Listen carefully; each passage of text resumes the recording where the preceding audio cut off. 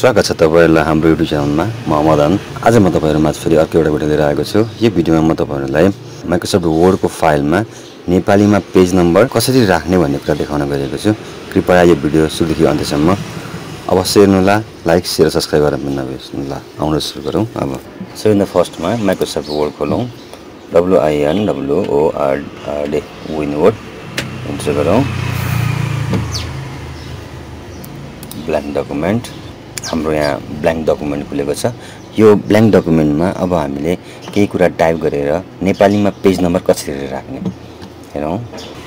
मैले font change गरेँ।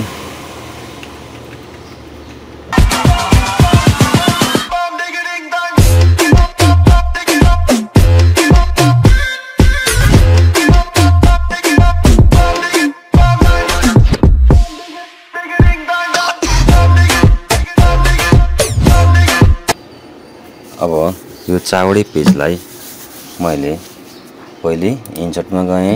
इन्सर्टमा गएर पेज नम्बरमा गएँ। पेज नम्बर फर्मेटमा गएँ। 1 2 3 गरेँ। ओके गरेँ। त्यसपछि फेरि गएर पेज नम्बरमा आएँ। मैले बटम अफ पेज गरेँ। बटम अफ पेजमा क्लिक गरेँ।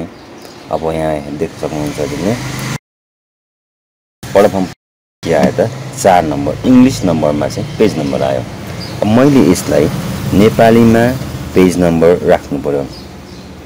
त्यसको लागि मैले के गर्नु पर्यो? अब होममा आएँ। म यही पेज नम्बरमा छु। यो पेज नम्बरमा मैले यहाँ हाइलाइट गरेको छु। यहाँ म फन्टमा गएँ। होममा आएर क्लिक गरेपछि यो फन्ट आउँछ। यो फन्टमा HIMALA फन्टासी हिमाली FON फन्टासी हिमाली भन्ने आयो त्यहाँ। त्यसलाई इन्टर प्रेस गरिदिनुहोस्। यसरी गरिसकेपछि तपाईको पेज नम्बर केमा हुन्छ? नेपालीमा आउँछ। हेर्नुहोस्, पेज नम्बर नेपालीमा देखिन्छ। Page number 1, page number 2, page number 3। यसरी हामीले